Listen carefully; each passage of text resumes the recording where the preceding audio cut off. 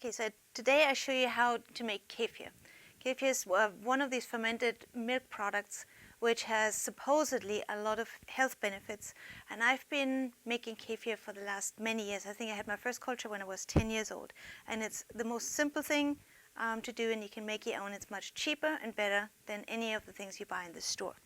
The only thing you need is milk, just plain milk. I usually use whole milk because I like the taste better. And you need kefir grains. And you can see the kefir grains, which is sort of a lumpy, gelatinous combination of bacteria, yeast, and extracellular matrix.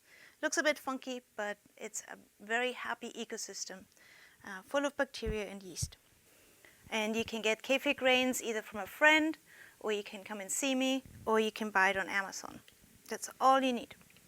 And a couple of containers, and I really just reuse old jam jars or other jars. I just wash them out, so I don't even spend money.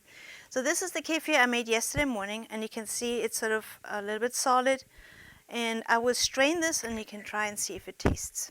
For kefir compared to yogurt, you do not need to boil milk because it acidifies so quickly, because kefir has yeast and bacteria compared to yogurt, which only has bacteria, and the milk has to be boiled. So I usually just shake it a little bit because it's sort of like a thick liquid now. And you can see it's fuzzy, and it's fuzzy because the yeast produces carbon dioxide. And I just take a strainer and then I strain it into a cup. You see it's a bit lumpy because you get some of the kernels from the milk, and you also have the kefir grains in them, obviously. So I just strain it through with a spoon.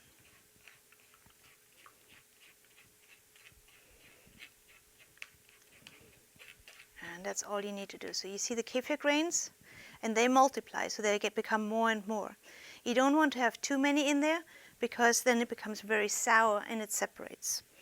So what I do now, I take half of the kefir grains and put it into a new jar of milk. Stir it a little bit, leave it at room temperature overnight, and your kefir is ready tomorrow. And I take the other half and put it into the other jar.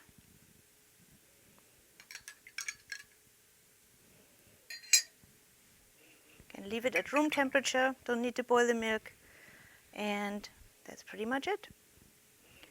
That's all you need to do to make kefir. What I like, now we have our kefir here, what I really like is I have my kefir with honey. And if you want to try some, I'll add some honey and you can see if you like it.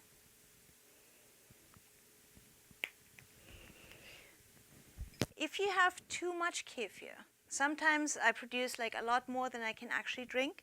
What I do with this is I make kefir cheese. And you can buy this actually in Middle Eastern food stores sometimes.